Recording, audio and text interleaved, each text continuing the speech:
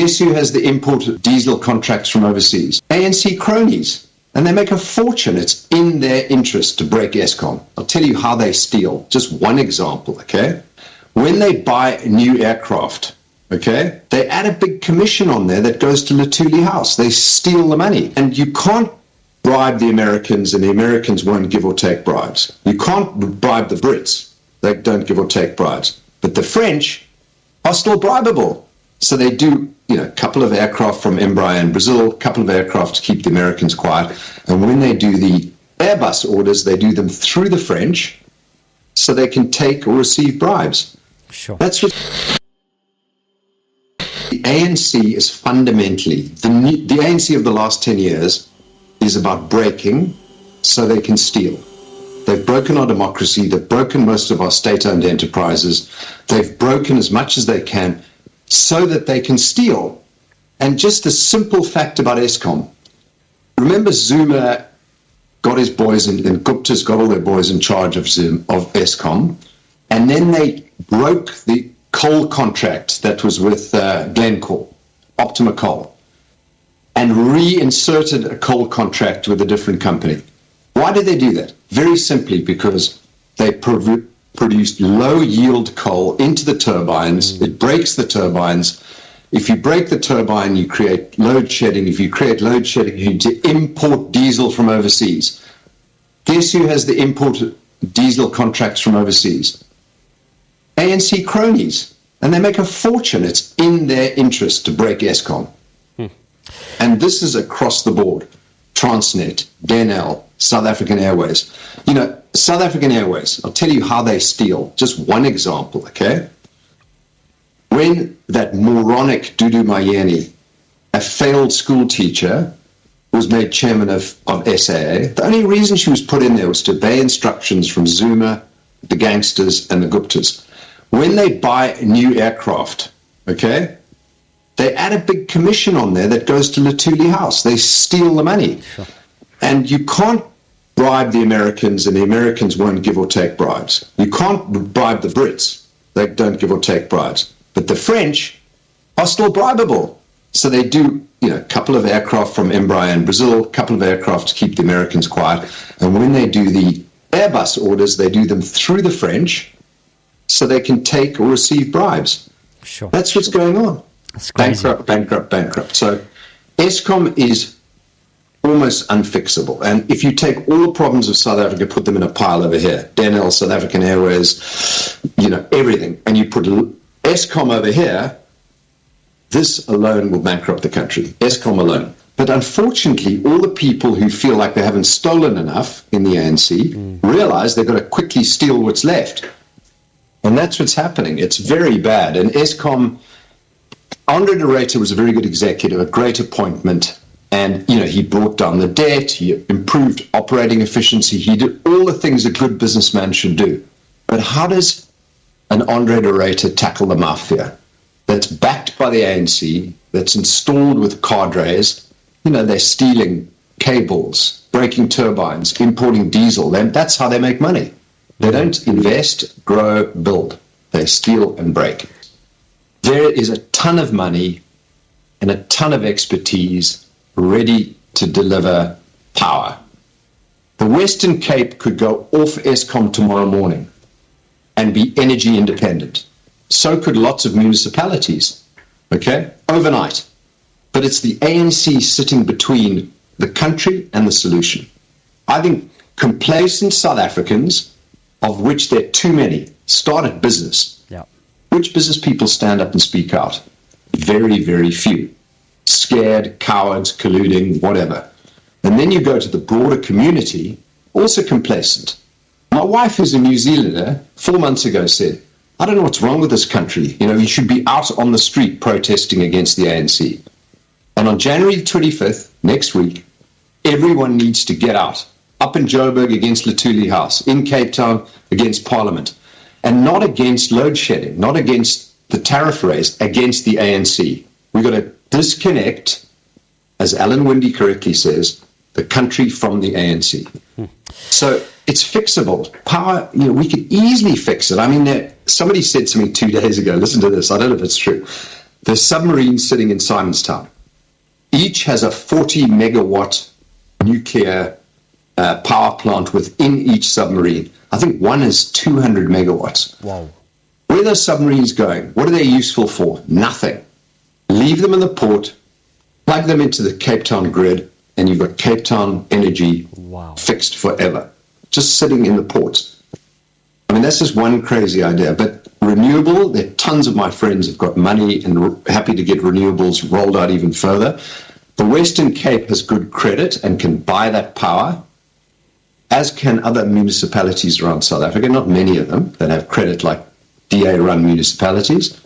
And we can solve this power problem quickly, but the ANC doesn't want to. They want to keep people poor, keep people out of jobs, keep people uneducated, so they can bribe them to vote for the ANC. It's the most evil, corrupt system imaginable. You know, I think we should be throwing hand grenades, legal hand grenades, all day long at the ANC.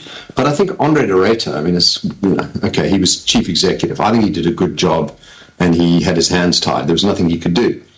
Pravin Gordhan is worse than useless. I mean, he bankrupted every single state-owned enterprise so that they could steal money for Lutuli House. He should go to jail. He should be kicked out of government, out of South Africa, out of Africa, out of our lives. So, yes, the lawsuit's a good thing, but is it going to achieve anything? No, they're just laughing at us. We should be suing the ANC for crimes against humanity. If you think of a class action suit against Eskom, it should be a class action suit against the ANC. And what is a class action suit? It's the population saying we've had enough. So what I'd like to see in the next 360 days is Siya Kolisi, Bernard Philander, Jacques Callis, Jan Rupert, Adrian Gore, Mike Brown, Sim Shabalala, Patrice Motsepe, you know, football stars, you know, Anand Singh. All of these great people, Trevor Manuel can do it, standing together and saying, enough is enough, footsack ANC. And, you know, we need prominent people. Sportsmen say, ooh, we can't do it because, you know, we're representing the nation. Businessmen are cowards because they say we can't get politics and business to mix, which is nonsense. Everybody's got an excuse not to stand up. Stop making excuses. Stand up together, footsack ANC, vote for change. And that's the message. Those three words, vote for change. Yeah. So all the lazy 18 to 22-year-olds that too busy to register and vote, need to register and vote.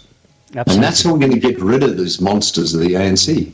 You know, many times this load shedding issue in South Africa really makes me, I feel really differently to most of the comments. But I think it's really similar to the situation in many West African countries, which is the fact that it appears that there are some people who are winning for keeping the country dark. So while the country is dark or is kept dark, there are a group of people who lobby to maintain that position at the expense of the rest. So it's really unfortunate that there could be politicians or people in power who would prefer to rob the country for minute or temporary probably financial gain, rather than choosing to see their countries as a superpower.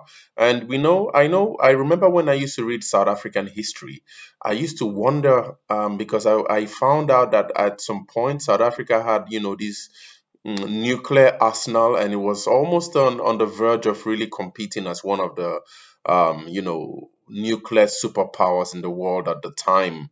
But for some reason, some issues happened, and they had to really abandon that campaign. I think I'm going to do a documentary on that, because I was really startled. I really struggled to really understand which South Africa that was, and how much things must have really been going excellently well to have really been able to develop that advanced in nuclear technology, in all the physics behind the construction of all of those equipments and all that.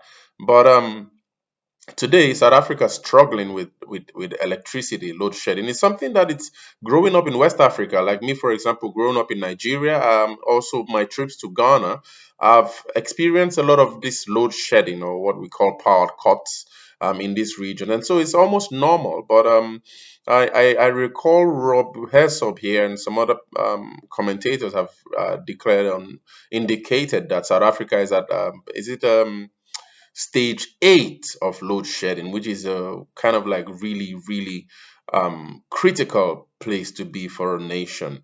And having to understand from Rob Hersov here that there might be a group of mafia. I think I've also heard Gayton Mackenzie speak about how Escom is dominated by mafia group or gangsters, and that there are people gaining to keep the country dark. I think it's unfortunate. I think it's sad. I think it's something that probably, it strikes in many ways on how people could strive to make gains in this world at the expense of the majority or majority of a populace.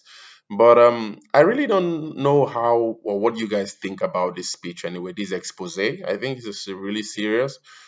Share your thoughts, and let's debate more in the comments. Thank you for watching, guys. I really hope you enjoyed this video. Please share and like and subscribe, because that's the way you support Kwazemi as a channel, an Afrocentric channel, where we try to understand deeper issues in African history and hopefully develop a collective intelligence on how we wish to build the Africa we want to see as people of Africa. See you in the next one.